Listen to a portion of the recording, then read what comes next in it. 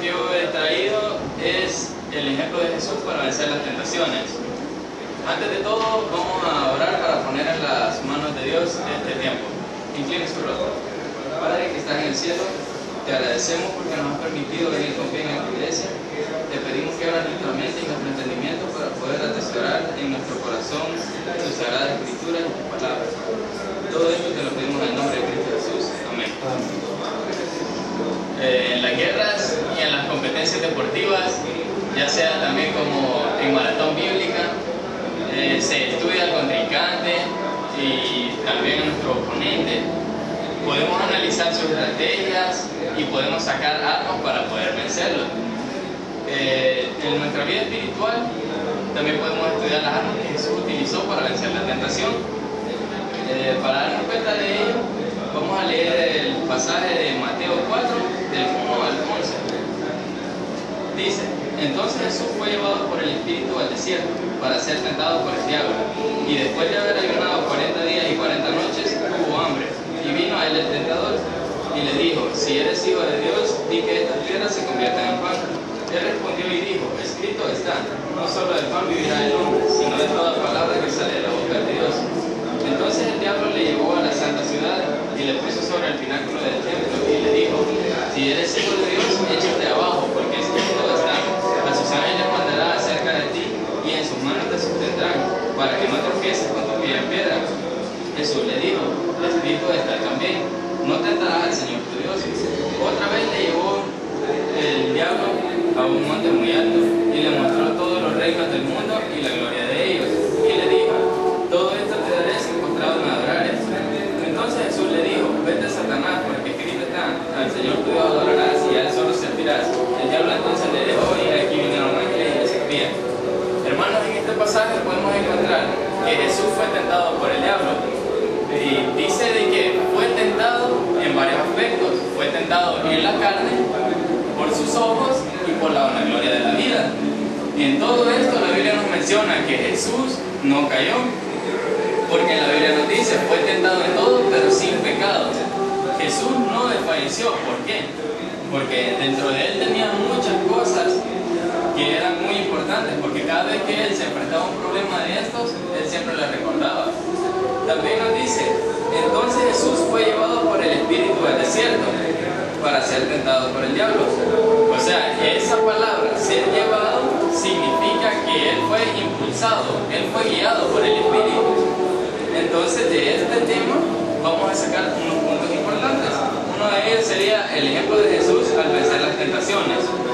Mateo 4, del 1 al 11, es todo el pasaje que acabamos de leer, y ahí vemos el ejemplo que él nos da para poder vencer la tentación. También nos dice: la tentación viene a todos los cristianos. Este es mi segundo punto. En 1 Corintios 13 dice que no ha venido tentación que no podamos soportar. Pero ¿por qué no ha venido tentación de esa? Porque si usted y yo somos hijos de Dios y tenemos a Dios en nuestro corazón, entonces nosotros podemos superar la tentación. Esto no quiere decir que solo porque yo tengo a Dios en mi corazón yo no voy a caer en la tentación. No, va a influir bastante en tus decisiones el tener a Dios en el corazón, porque con tus decisiones vos vas a ver si caes o no. Pero recordar que vos tenés el Espíritu Santo en tu corazón, eso te va a hacer pensar que no tenés que caer y te va a hacer tomar decisiones sabias.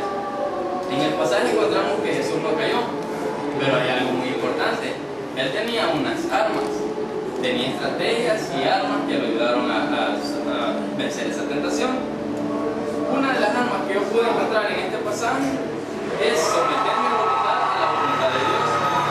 En Mateo 3:17 nos dice que después que Jesús fue bautizado, hubo una voz de los cielos que decía: este es mi Hijo amado, en quien tengo complacencia. Entonces, yo te voy a dejar unas preguntas muy importantes, pero quiero que no me las respondas a mí, sino que te las respondas en tu interior. Una de ellas es: ¿somos en realidad, usted y yo, hijos de Dios? ¿Sabías que la fuerza y el poder viene de Él? Uno de los peores errores que usted y yo podemos cometer es creernos suficientes para vencer una tentación. Decir: no, si esto no es nada, yo puedo vencerlo sin ayuda. Eso es uno de los peores errores que usted y yo podemos cometer. Este mensaje es para todos aquellos que luchan día a día por salir de una tentación, que no se conforman a estar en esa tentación, sino que quieren vencerla. Si hay alguno aquí que no quiere vencer la tentación, sino que se da gusto en ella, se deleita, este mensaje no va a ser de mucha ayuda para ustedes. Pero esperamos que todos estén dispuestos a vencer las tentaciones. Otra pregunta que les quiero dejar es: ¿Dios podría tener complacencia de su vida? ¿Dios podría complacerse de la vida de nosotros como hombres? ¿Podría decir lo que dijo de Job? Varón perfecto, recto, temeroso de Dios y apartado del mal. O podría decir lo que decía David: este es un varón conforme a mi corazón. Eso es algo que usted y yo tenemos que recordar bien, y tenemos que luchar para que Dios pueda dar ese testimonio a nosotros. Otro de las armas que yo puedo encontrar es estar lleno del Espíritu Santo. Como recordamos en Mateo 4:1, entonces Jesús fue llevado por el Espíritu al desierto y él estaba lleno del Espíritu Santo. Le voy a poner un ejemplo. Cuando yo recibo a Cristo en mi corazón y lo reconozco como mi suficiente Salvador, Él viene a mi vida, entra a mi corazón y es como un cuarto. En ese cuarto hay muchos muebles. Los muebles representan todo hábito que a Jesús no le gusta y todo pecado. Nosotros, después de haber recibido a Jesús en nuestro corazón, tenemos que procurar y luchar cada día ir sacando esos muebles para no conquistar al Espíritu Santo, para dejarlo que se mueva libremente por nuestro corazón. Ahora te digo, ¿tienes un corazón así? ¿Tengo yo un corazón así en realidad? Es algo que tenemos que analizar. Y también en 1 Corintios 6:19 nos dice que somos templo y morada del Espíritu Santo. Es donde también volvemos a recordar que tenemos que luchar por dejar que el Espíritu Santo tome más control en mi vida. ¿Quién gobierna mi vida? ¿Es el Espíritu o soy yo? Es otra pregunta que te la dejo para que te la lleves para tu casa. La siguiente arma que yo logré encontrar fue la oración y el ayuno. En Mateo 4:3 dice: y vino a él el tentador y le dijo: si eres hijo de Dios, di que estas piedras se conviertan en pan. Entonces, Jesús estaba ayunando. Obviamente cuando uno ayuna, está orando también. Entonces, Satanás quiso venir y romper ese ayuno que tenía. ¿Qué es el ayuno? Es someter el cuerpo para Dios. Es decirle a Dios: Dios, esto va en serio. Toma en cuenta mi oración. ¿Qué crees que hacía Jesús? ¿Solo ayunaba por aguantar hambre? Yo creo que no. Y es algo que tenemos que ponernos a pensar. ¿Qué tanto forma parte de la oración en nuestras vidas? La oración es una parte fundamental en la vida de nosotros como cristianos. Es la manera más primordial para poder conectarnos con Dios, para poder hablar con Él. Y cuando oramos, ¿qué le pedimos a Dios? ¿Acaso le pedimos cosas materiales, dinero? ¿O le pedimos que sea nuestra prioridad para poder vencer las tentaciones que día a día se presentan? Esa es otra pregunta que te ponen que pensar. Después llegamos a la siguiente arma, la palabra de Dios. Mateo 4:4, Mateo 4:7 y 4:10 nos dice que Jesús respondió sabiamente a cada tentación y le dijo a Satanás: porque escrito está, escrito está, escrito está.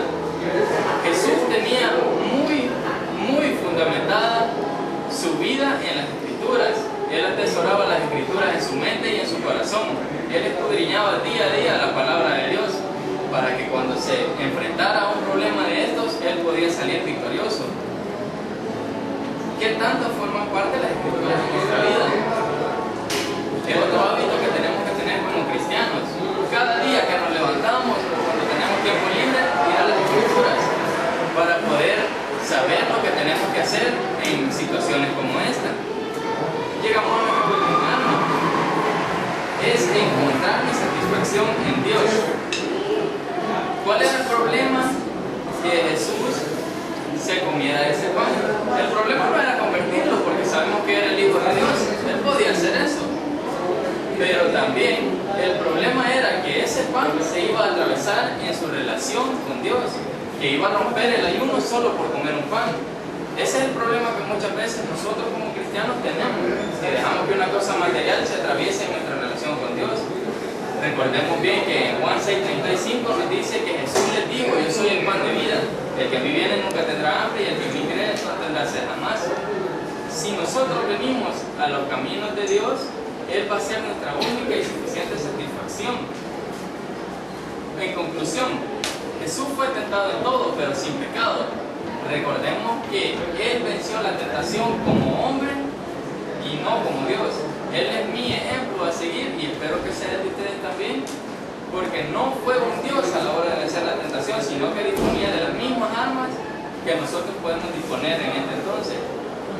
Ahora les dejo una pregunta. ¿Será que nosotros disponemos de las armas como Él las usó? Les voy a dar una razón por la cual deberíamos hacerlo. Miren a su izquierda, a su derecha y adelante. Vean que los jóvenes que estamos aquí son jóvenes que Dios ha regalado para que nosotros sirvamos en el ministerio. Cuando nosotros pecamos, nosotros mismos nos ponemos un stop para que Dios no pueda usarnos en su obra. Así que les dejo esa pregunta. ¿Será que nosotros estamos utilizando las armas que Jesús utilizó? Les voy a pedir que inclinen su rostro, vamos a orar. Padre que estás en el cielo, te damos gracias por esta tiempo que hemos podido compartir en tu palabra. Te pedimos que ayudes a cada una de estas personas que están aquí y que bendiga a cada una de nuestras